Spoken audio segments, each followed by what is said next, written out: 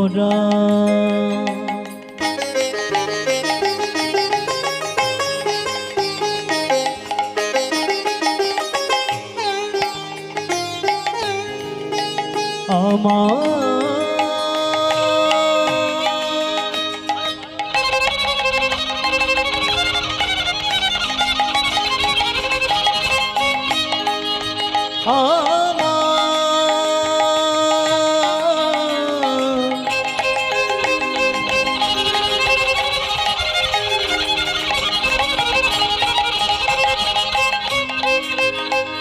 আমার গোরা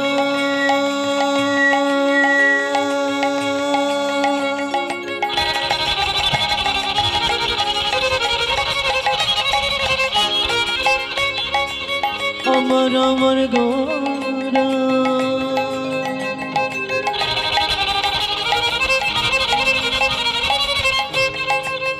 আমার গোরা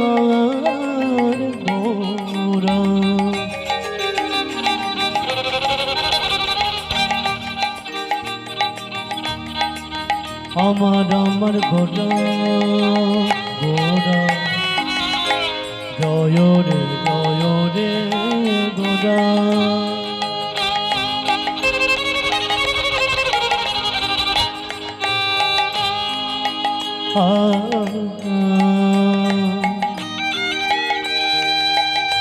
শ্রী শচীনন্দন বাহু তুলে সবে মিলিয়ে করয়ে কীর্তন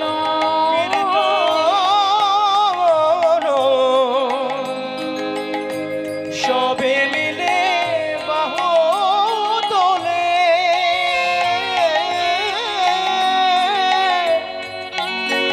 করহে কীর্তন প্রভু হরি নাম সংকীর্তন করে প্রভু হরি নাম সংকীর্তন করে আজ ভক্তবৃন্দ সঙ্গে লয়ে প্রভু হরি নাম সংকীর্তন করে ভক্তবৃন্দ সঙ্গে লয়ে দুটি বাহু তুলে হরি বলে ভক্তবৃন্দ সঙ্গে করে বাহু তোলে কীর্তন করে ভক্তবৃন্দ সঙ্গে লয় বাহু তুলে কীর্তন করে ভক্তবৃন্দ সঙ্গে লয় দুটি বাহু তুলে কীর্তন করে ভক্তবৃন্দ সঙ্গে লয় প্রভু হরি নাম সংকীর্তন করে বাহু তুলে সবে মিলিয়ে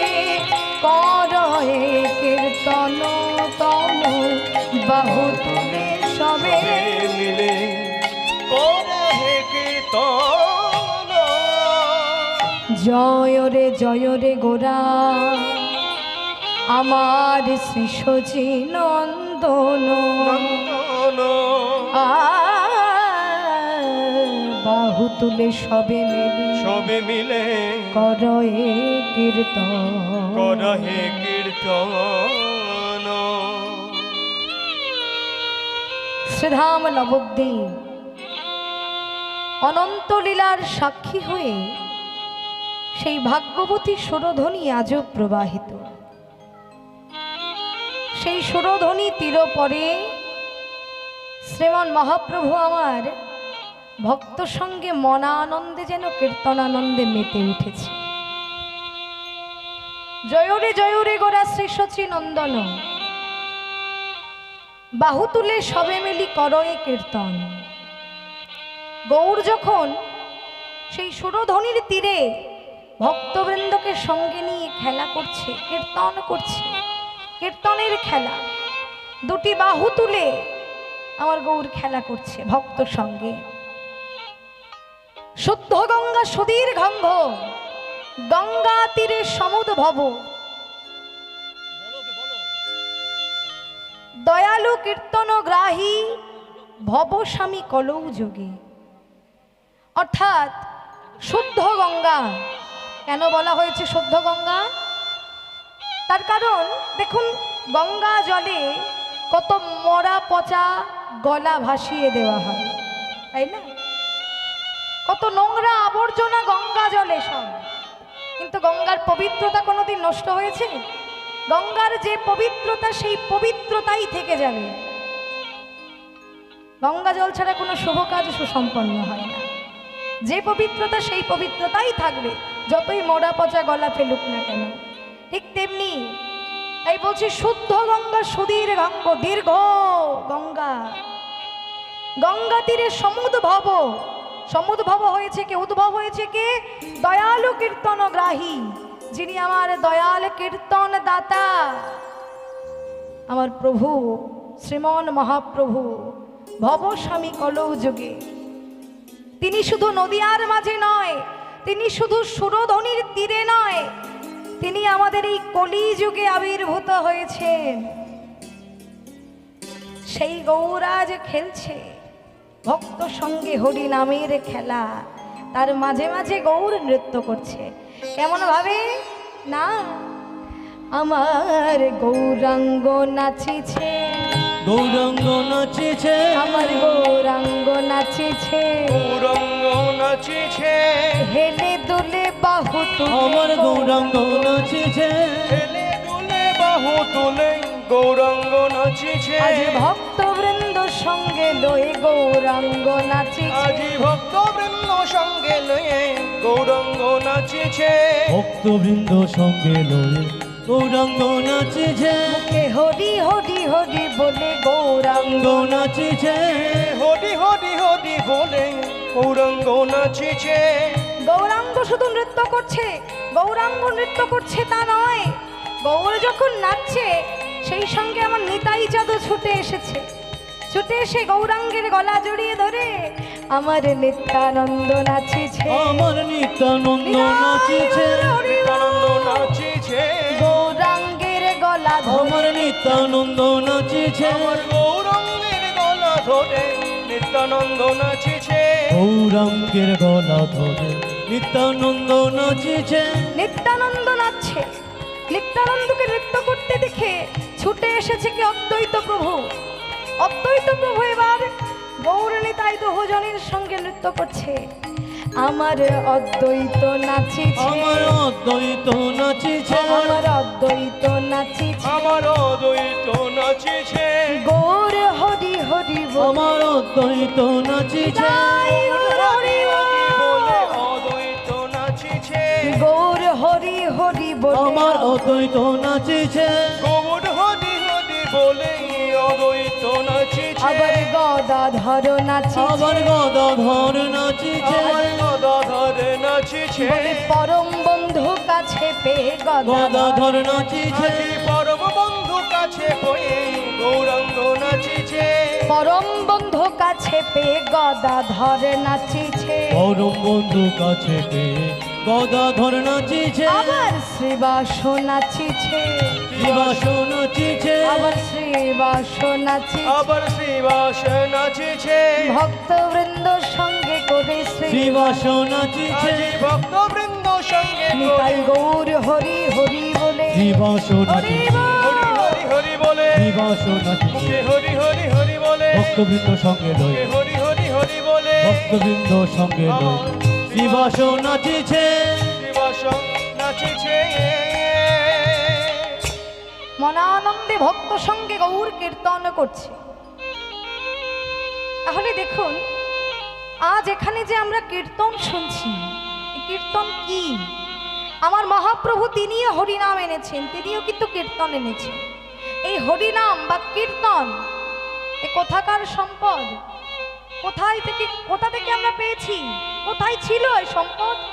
আজকে আপনারা এই যে এই হরিবাসরে বসে কীর্তন শুনছেন, শুধু এই হরিবাসর নয়, গোটা বিশ্ব জুড়ে আজকে কীর্তনের প্রচার হয়েছে। সেখানে কেন এত কীর্তন হচ্ছে? কোথা থেকে এসেছে কীর্তন? কে এনেছে কীর্তন? এগুলো মনে রাখবেন। এই কীর্তন গোলকের সম্পদ। গোলকে গোপনে ছিল কার কাছে? আমার রাধারানীর কাছে। রাধারানীর গোপন সম্পদ হচ্ছে কীর্তন, যা কোনো কালে কোনো যুগে অর্পিত হয়নি। শাস্ত্রে বলছে, অনর্পিত চরিং চিরাত করুণায়াবতীর্ণ কলৌ সমর্পয়িত উন্নত উজ্জ্বল রসাং স্বভক্তি শ্রেয়ম हरिपूरट सुंदर दूती कदम्ब संदीपित सदा हृदय कंदर स्फुरत श्री सचिनंदनम। অর্থাৎ এই নাম কোনোদিন প্রকাশ হয়নি বিশ্ব মাঝে, সত্য যুগেও নয়, ত্রেতা যুগেও নয়, দাপর যুগেও নয়, কেউ নিতে পারেনি। শুধুমাত্র প্রকাশিত হয়েছে কোথায়? কলিযুগে এসে, কলিকালে প্রকাশ করলো কে? আমার রাধারানীর কাছ থেকে এনে দিল কে? ভুলোকে আমার দয়ালের ঠাকুর গৌর সুন্দর নিতাই চাঁদ। গৌর হরি আর নিতাই চাঁদ তারা গোলকের সম্পদ এনেছে ভুলোকে, এনে বিশ্ববাসীর দ্বারে দ্বারে সেই নাম ছড়িয়ে দিলেন। আজকে তাই জন্যই কীর্তন, আমরা কীর্তন বসে বসে শুনছি তারই কৃপায়। এবার আসি, কীর্তন কি? কীর্তন কাকে বলে? এত সময় জানলাম কীর্তন কোথায় ছিল, এবার জানবো কীর্তন কাকে বলে। প্রথমেই জেনে রাখুন, কীর্তন মানে হচ্ছে কীর্তিগান। কীর্তনকে এক প্রকার বলা হয় কীর্তিগান। সে আপনি যার কীর্তি কোনো কথা নিয়ে আলোচনা করুন না কেন, সেটাই কিন্তু কীর্তন হয়ে যাবে। যদি আপনি ভগবান শ্রীকৃষ্ণকে নিয়ে কীর্তন করেন, সেটা কি হয়ে যাবে? শ্রীকৃষ্ণ কীর্তন।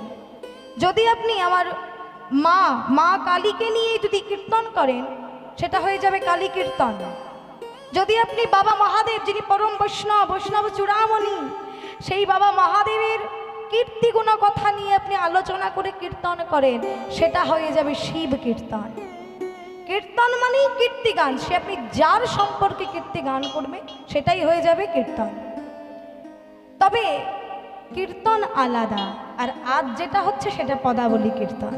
দুটোকে গুলিয়ে ফেলবেন না।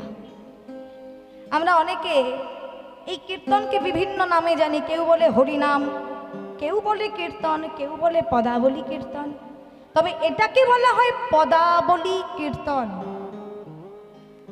আচ্ছা, আপনাদের জন্য, আপনাদেরকে সহজভাবে বোঝার জন্য আমি 4 প্রকার কীর্তনের ব্যাখ্যা করে দিচ্ছি, যেখানে আপনারা কীর্তন শুনলেই বুঝে যাবেন যে এটা কোন কীর্তন হচ্ছে।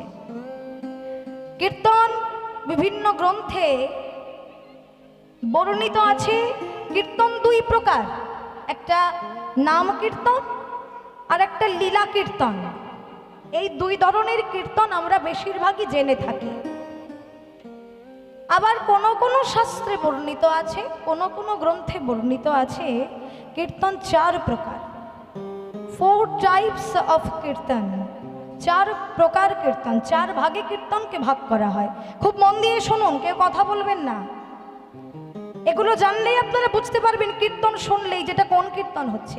প্রথমত, number 1, kirtan. Kirtan is the name of performance by words. বাক্য দ্বারা পরিবেশনের নাম কীর্তন, যেটাকে বলা হয় শ্রীমদ্ ভাগবত পাঠ। আপনারা ভাগবত পাঠ শুনেছেন তো? বিভিন্ন জায়গায় যে ভাগবত কথা, ভাগবত পাঠ হয়, তো ওই ভাগবত পাঠকেও বলা হয় কীর্তন। কেন? কারণ ওটা আমার গোবিন্দের বা গৌর হরির গুণ কীর্তন, গুণ কথা নিয়ে আলোচনা করা হয়। ওই কীর্তনের মধ্যে দেখবেন শুধু বাক্য দ্বারাই পরিবেশন করা হয়, ওতে নাচ গান কিচ্ছু নাই, তাই ওটাকে বলা হচ্ছে কীর্তন। এটা কীর্তনের মধ্যে পড়ছে। এবার আসি দ্বিতীয়, সংকীর্তন। সংকীর্তন কাকে বলে? উচ্চ উচ্চারণে যে কীর্তন গাওয়া হয় তাকে সংকীর্তন বলে। যেমন অষ্টপ্রহরে যেখানে হয় হরিনাম সংকীর্তন, দিবারাত্রব্যাপী এই যে হরে কৃষ্ণ কৃষ্ণ কৃষ্ণ হরে হরে, হরে রাম রাম রাম হরে হরে, হয়তো ঠিক তেমনি এটাকে বলা হয় সংকীর্তন। এবার আসি স্মরণ কীর্তন। স্মরণ কীর্তন কাকে বলে? মনে মনে স্মরণ করে যে কীর্তন করা হয় তাকে স্মরণ কীর্তন বলে। দেখে থাকবেন বিভিন্ন বৈষ্ণব ভক্ত যারা জপমালা হাতে নিয়ে মনে মনে জপ করে কীর্তন করে, দেখেছেন তো? জপ করে করে কীর্তন করে, এটা হচ্ছে জপ কীর্তন। এই কীর্তন মুখে উচ্চারণ করতে নেই, উচ্ছিষ্ট হয়ে যায়। তাই এটা মনে মনে জপ করতে হয়। এটাকে বলা হয় ধ্যান কীর্তন বা স্মরণ কীর্তন, যেটা করেছিলেন আমার হরিদাস ঠাকুর। এই 3 নম্বর পর্যন্ত এলাম। এইবার আসি 4 নম্বর পদাবলী কীর্তন, যেটা আপনারা শুনছেন, গতকাল থেকে আপনারা শুনছেন। কালকে কি ছিল? অষ্টকালীন পর্যায়। কালকে আপনারা শুনেছেন অষ্টকালীন লীলা, আজকেও হচ্ছে সেই কীর্তন। পদাবলী কীর্তন কাকে বলে? মহাজনের, বৈষ্ণব মহাজনের পদ অবলম্বনে, লিখিত পদ অবলম্বনে যে কীর্তনটা করা হয় তাকে বলা হয় পদাবলী কীর্তন। অর্থাৎ বৈষ্ণব মহাজন যারা, তাদের লিখিত পদ অবলম্বনে, তারা সাক্ষাৎ লীলা দর্শন করে যে পদগুলো রচনা করে গিয়েছেন, সেই লিখিত পদ অবলম্বনে আমরা যে কীর্তনটা করে থাকি, ভক্তদের মাঝে যে কীর্তন পরিবেশন করি, সেটাই হচ্ছে পদাবলী কীর্তন। পদাবলী কীর্তনের মধ্যে পদাবলী না থাকলে সেটা কোনোদিন কীর্তন হয় না, সেটা কীর্তন হয়ে যায়। কেমন? জয় নিতাই, জয় গৌর। তো এই যে ভগবানের লীলা কীর্তন, গুণ কীর্তন শ্রবণ করে এই বাড়িতে যিনি কীর্তনটা দিচ্ছেন, শুধু কি তার মঙ্গলের জন্য দিচ্ছেন? আপনারা ভেবে বলুন তো মা, যার বাড়িতে আজকে কীর্তন, আজকে তিনি কীর্তনটা দিচ্ছেন কি তার মঙ্গলের জন্য শুধু? অবশ্যই তার মঙ্গল তো হবেই, কেননা তার ভিটাতে কীর্তন হচ্ছে। ভগবানের লীলা কথা, ভগবানের লীলা কীর্তন পরিবেশন করবার জন্য দূর দূরান্ত থেকে বিজ্ঞ কীর্তনীয়গণ আসছে, কীর্তন আস্বাদন করাচ্ছে তাদেরকে এবং শ্রোতাদেরকে, ভক্তগণকে। কত ভক্তবৃন্দের চরণধূলি তার ভিটাতে পড়ছে। অতএব তার কল্যাণ তো হবেই, তার বাড়ির যত সদস্য সকলের কল্যাণ। সেই সঙ্গে আমি যে এখানে আসতে পেরেছি, আমি যে ভগবানের লীলা কীর্তন ভগবান আমাকে দিয়ে করিয়ে নিচ্ছেন, আমার বদন থেকে এই যে আমি কৃষ্ণ কথা আমার বদন হতে বাহির হচ্ছে, এটা আমারও কিন্তু জনমধন্য, আমারও কিন্তু কল্যাণ, আর সেই সঙ্গে আপনাদের সকলের কল্যাণ। কারণ হরিনামকে বলা হয়, কীর্তনকে বলা হয় ভুবন মঙ্গল। ভুবন মঙ্গল হরিনাম। এই কীর্তন শ্রবণে সকলের মঙ্গল, শুধু মানব নয়, শুধু মানুষ নয়। এই কীর্তন শুনছে কি যত গাছপালা পশু পাখি সবাই কিন্তু কীর্তন শুনছে। এই মাইকের সাউন্ড যতদূর পর্যন্ত যাচ্ছে, যার কর্ণমূলে কীর্তন যাচ্ছে, যার কর্ণমূলে পৌঁছাচ্ছে, তারই কল্যাণ, তারই মঙ্গল। এই মঙ্গলময় হরিনামে সকলে ধন্য। তবে এই কীর্তন শুনে দিন কিন্তু আমাদের ভালোই যাবে, তাই না? দিন আমাদের ভালোই যাবে হরি কথা শুনলে, হরি কথা বললে। তাহলে সংকীর্তন থেকে বা কীর্তন থেকে কি হয় না, সংকীর্তন হতে হয় রতির উদয়। রতি গাঢ় হলে তার প্রেম নাম হয়, প্রেম ভক্তি হতে হয় স্নেহমান প্রণয়, রাগ অনুরাগ আদি মহাভাব হয়। সেই মহাভাব স্বরূপিণী আমার রাধা ঠাকুরানী, অতএব সর্বগুণ খনি কৃষ্ণকান্তা শিরোমণি। তাই বৈষ্ণব পদকবি বলছে, এই যে লীলা, আমার গৌর গোবিন্দের লীলা কথা আস্বাদন করা, জানা শোনা এত সোজা নয়। একমাত্র আমরা জানতে পারি বা আস্বাদন করতে পারি কার কৃপায়? না, তারে যে ভজেছে সেই তো জানে, যে ভোজেছে সেই তো জানে, তারে যে ভজেছে সেই তো জানে, যে ভোজেছে সেই তো জানে। অন্যে কি জানিবে বলো, তারে যে ভোজেছে সেই তো জানে, অন্য কি জানিবে বলো, যে ভোজেছে সেই তো জানে। গুরু চরণ হিয়ায় ধরে, হা গুরু কৃপা করো বলে, গুরু চরণ হিয়ায় ধরে, গুরু কৃপা করো বলে, গুরু চরণ হিয়ায় ধরে, যে ভোজেছে সেই তো জানে। তারে যে ভোজেছে সেই তো জানে। জয় নিতাই। বাবা, এগুলো একটু বুঝতে হবে। কি বলছে? তারে যে ভজেছে সেই তো জানে। যে একমাত্র ভজন করে, যে ভজনশীল ব্যক্তি, সেই একমাত্র ভজন করতে করতেই কিন্তু আস্বাদন করতে পারে। তবে শুধু ভজন করলে হবে না, যে গুরু কৃপা নিয়ে ভজন করেছে তার পক্ষেই এই লীলা মাধুর্য আস্বাদন করা সম্ভব, নইলে সবই মিথ্যা দুরাশা মাত্র। আর অবশ্যই শুধু গুরু নয়, আমার নিতাই চাঁদের কৃপা, শ্রীপাদ নিত্যানন্দের কৃপা যিনি লাভ করেছেন, এই লীলা তার পক্ষে আস্বাদন করা সম্ভব। আমরা হচ্ছি কলিযুগের মানুষ, আমাদের কিন্তু প্রধান কর্তব্য গুরু ভজন করা। কৃষ্ণ ভজন তো পরে, কারণ আমরা জন্মগ্রহণ করে সর্বপ্রথম কাকে চিনি? আগে বাবাকে চিনি না আগে ঠাকুরদাকে চিনি? কাকে চিনি আমরা? বাবাকে প্রথম চিনি। জেনে রাখবেন, ভগবান হচ্ছে আমাদের পরম পিতা, কিন্তু গুরুদেব আমাদেরকে ওই ভগবানকে জানিয়ে দেন। ভগবানের যত কৃপা, যত করুণা, সব কিছু গুরুর মধ্যে দান করা আছে। গুরু জানে কৃপা করে, লয়ে যায় দৃপ্তকারে, অন্ধকারে রাখে না ধরায়। গুরু যদি কৃপা করে, কোনো ভাগ্যবানে কৃষ্ণ অন্তর্যামী রূপে পথ দেখায় আপনি। গুরু মাতা, গুরু পিতা, গুরু হন পতি, গুরু বিনা এই জগতে নাহি অন্য গতি। গুরুর সঙ্গে আমাদের কটা সম্বন্ধ? তিনটি সম্বন্ধ। গুরু মা, গুরু বাবা, আর গুরু হচ্ছে স্বামী। এ আমার কথা নয়, এ শাস্ত্রের কথা। গুরু মাতা, গুরু পিতা, গুরু পতি। কি আশ্চর্য দেখুন, শাস্ত্রকর বলে গেলে গুরু মাতা, গুরু পিতা, গুরু পতি। তাহলে গুরু তো আমাদের মা নন, গুরু তো আমাদের বাবাও নন, গুরু আমাদের স্বামীও নন। তাহলে মহাজন বা শাস্ত্রকর যা বর্ণনা করে গেলেন, যা ব্যাখ্যা দিয়ে গেলেন, তা কি মিথ্যা হয়ে গেল? তা কখনো হতে পারে? তারা তো শাস্ত্রকর, তারা মহাজন, তারা কি কখনো মিথ্যা বলতে পারেন? তাদের ধারণা, তাদের অনুমান কি কখনো মিথ্যা হয়? কোনোদিন মিথ্যা হয় না। তারা সঠিক ব্যাখ্যাই করে গিয়েছেন। তার কারণ, এর অর্থ কি? গুরু মা হলেন কেন? গুরুকে মা কেন বললেন শাস্ত্রে? কেননা মাকে আগে জানতে হবে। মাকে জননী জন্মভূমিশ্চ স্বর্গাদপি গরীয়সী।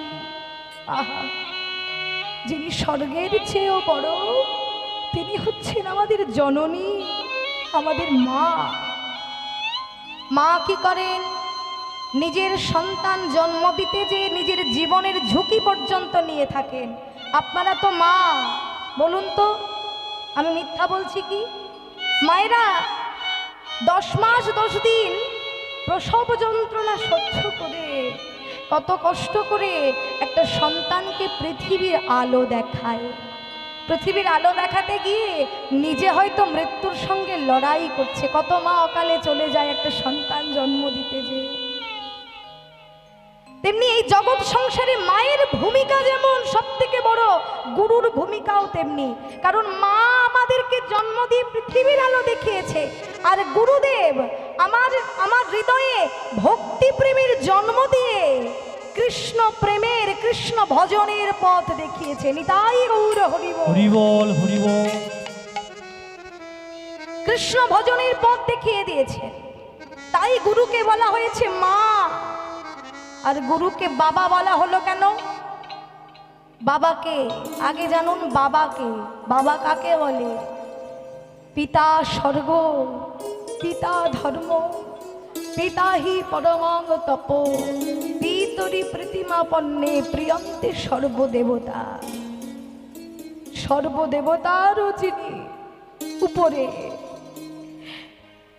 তিনি হচ্ছেন পিতা, তিনি হচ্ছেন বাবা। বাবা মায়ের চরণে প্রণাম করলে, বাবা মায়ের চরণে ভক্তি করলে কোনো ভগবানকে, কোনো দেবতাকে ডবল করে আর ডাকতে হয় না। ভগবান আপনা আপনি তাকে কৃপা করে। বাবা মা হচ্ছেন আগে। বাবা নিজের সন্তানকে মানুষ করবার জন্য মাথার ঘাম পায়ে ফেলে কত কষ্ট করে নিজের সন্তানকে মানুষের মতো মানুষ করে। বাবারা জানেন, এখানে যারা আমার বাবারা আছেন তারা জানেন, একটা সন্তানকে মানুষ করতে গেলে একটা বাবার কতটা অক্লান্ত পরিশ্রমের প্রয়োজন। তবুও হায় রে, আমরা সন্তান হয়ে কি করি, বাবা মায়ের গুরুত্ব না বুঝে, বাবা মাকে মূল্য না দিয়ে তাদেরকে বৃদ্ধাশ্রমে রেখে আসি। আহা, কোনোদিন আমরা বুঝলাম না কি করেছে বাবা মা আজ পর্যন্ত আমাদের জন্য। আজকে যে জায়গায় আমরা দাঁড়িয়ে আছি, সেই অবদানটা কাদের? বাবা আর মায়ের। বাবা মা ছাড়া কেউ কোনোদিন ভালো চায় না, কোনোদিন ভালো চায় না। তাই বাবা মাকে কখনো অবজ্ঞা করতে নেই, ভগবান এতে রুষ্ট হন। নিজের সুখ শান্তির জন্য বাবা মাকে বৃদ্ধাশ্রমে রেখে এলাম, কোনোদিন সুখ আসবে না, কোনোদিন সুখী হতে পারবেন না। জয় রাধে। তা যেমন বাবা সন্তানকে মানুষ করতে গেলে সন্তানের আশেপাশে কোনো জঞ্জাল রাখে না, জঞ্জাল আবর্জনা সব কিছু তিনি সরিয়ে দিয়ে নিজের সন্তানকে বুকে আগলে রাখে, তাই না? ঠিক তেমনি গুরুদেব আমাদের হৃদয়ে জঞ্জাল নোংরা ভূমিকে কর্তন বিকর্তনের দ্বারা পরিষ্কার করে সেখানে ভক্তি প্রেমের বীজ রোপণ করে দিয়েছে। তাই গুরুদেবকে বলা হয়েছে বাবা। এবার আসি, গুরুদেব পতি হলেন কেন? পতি মানে স্বামী। গুরুদেবকে স্বামী কেন বলা হয়েছে? এই জগৎ সংসারে স্বামীর কর্তব্য কি? এই জগৎ সংসারে একজন স্বামীর কর্তব্য হচ্ছে নিজের স্ত্রীকে ভরণ পোষণের, তার সমস্ত দায়িত্ব নেওয়া, সুখে দুঃখে পাশে থাকা সব সময়। ঠিক তেমনি গুরুচরণে যে একবার আশ্রয় নেয়, ভালো মন্দ সুখ দুঃখ তার যা কিছু সব কিছু পাশাপাশি গুরুদেবেরও হয়ে গেল। এমনকি অকাল মৃত্যুর হাত থেকেও আমরা কিন্তু রক্ষা পেতে পারি যদি আমরা গুরুচরণে সঠিকভাবে ভজন করতে পারি। নিতাই গৌর হরি বল, হরি বল, হরি বল। গুরুদেব আমাদের অকাল মৃত্যুর হাত থেকেও রক্ষা করতে পারেন। তাই এই জগৎ সংসারে এসে আমাদের কিন্তু সর্বপ্রথম গুরুচরণ আগে আঁকড়ে ধরা উচিত। গুরু কৃপা না হলে কৃষ্ণ কৃপা কোনোদিন সম্ভব নয়। তার প্রমাণ, একজন ভক্ত তার মনের বহুদিন ধরে ইচ্ছে, খুব দরিদ্র ব্যক্তি, মনের খুব ইচ্ছে যে আমি একটা গাভী কিনব, ওই গাভীর দুগ্ধ দিয়ে আমি একটু গোবিন্দ সেবা দেব। কিন্তু কি দিয়ে কিনবো? এখন তো অর্থের প্রয়োজন গাভী কিনতে হলে, আমার তো তেমন সামর্থ্য নাই। তাই তিনি একটু একটু করে অর্থ জমাতে বহুদিন পরে একটা গাভী কিনলেন। সেই গাভীটি ছিল দুগ্ধবতী। যার নিকটে সেই ব্যক্তি গাভী কিনেছে, তিনি বাছুরি এমনকি দড়ি খোটা পর্যন্ত তাকে দিয়ে দিলেন। এইবার যিনি গাভীটি কিনেছেন তিনি কি করেছেন? সেই গাভীর টাকা পয়সা যা কিছু সব মিটিয়ে দিয়েছে। এইবার বাড়ি নিয়ে যাওয়ার জন্য গরুর দড়ি ধরে টানছে, কিন্তু গাভী এক পাও নড়ছে। এত টান, যাই বাড়ি চল বলছি, যাচ্ছিস না কেন? আয়। তবুও গাভী এক পাও নড়ছে না।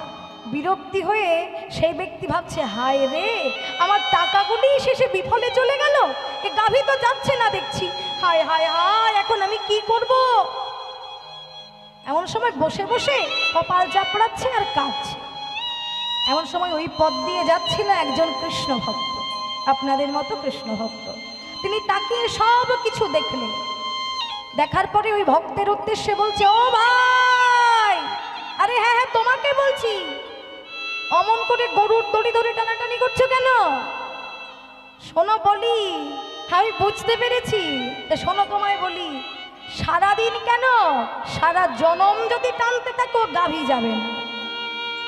তুমি কি ভেবেছো তুমি টাকা দিয়েছো বলে গাভী এই টাকায় ঘরে চলে যাবে? না, টাকায় গাভী ঘরে যাবে না। ওকে ঘরে নিতে হলে একটা সহজ উপায় আছে। উপায়টা জানা আছে তোমার? তখন সেই ভক্ত বলছে, না গো ভাই, জানা তো নেই, তুমি যদি একটু বলে দিতে ভাই, তাহলে বড় উপকৃত হতাম। একটু বলে দাও না, কিভাবে এই গরুটাকে ঘরে নিয়ে যাব? যে আচ্ছা ঠিক আছে, আমি বলছি, শোনো। তুমি ওর দড়িটা ছেড়ে দাও, দিয়ে ওর যে বাছুরিটা আছে ওই বাছুরটা বুকে নিয়ে তুমি আগে আগে যাও। দেখবে তোমার কষ্ট করে আর টানাটানি করা লাগবে না, ও গাভী পেছন পেছন তোমার পেছন পেছন ছুটবে ঘরে। গুরু যেমন ইহজগতে শিষ্যকে কৃপা করে ভজনের পদ বলে দেন, তেমনি অতি সহজেই গাভী নেওয়ার উপায় বলে দিন।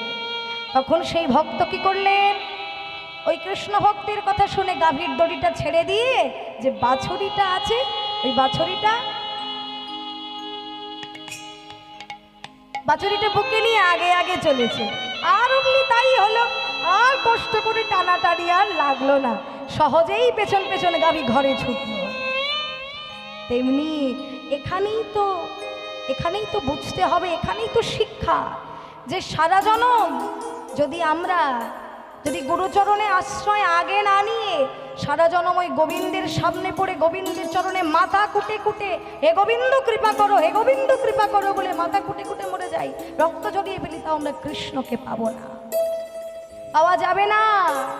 কিন্তু যদি কোনো ভক্ত আগে কামনা বাসনা পরিত্যাগ করে সংসার আবরণী সংসার জঞ্জাল জেড়ে পেলে যদি একবার ওই গুরু চরণ আঁকড়ে ধরতে পারে, তাহলে তার কি হবে, ভজন করলে ওজন বাড়ে, মধুর কৃষ্ণ নামে সামর্থ্য জাগে, ত্রিতাপ জ্বালা দূরে যাবে, অনায়াসে আমরা কৃষ্ণকে পেয়ে যাব। তাই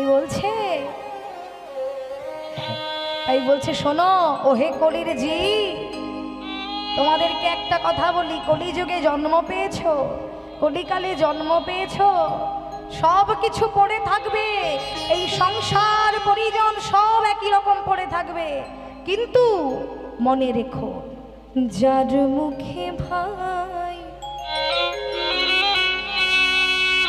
হরে কথা নাই,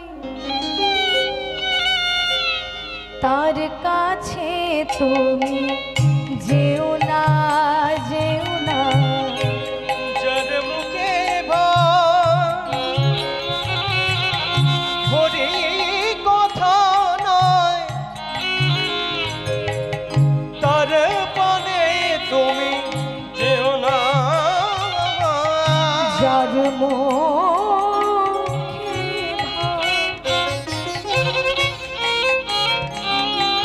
হরি কথা নাই, তার কাছে তুমি যেও না।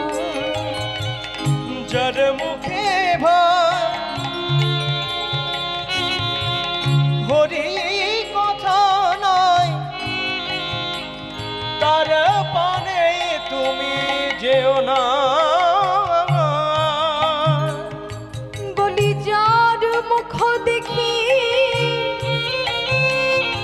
তুমি ভুলে যাবে হরি, যার মুখ দেখি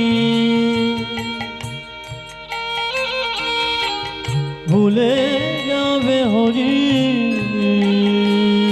তোমরা তার মুখ পানে ছেও না, তার মুখ পানে ছেও।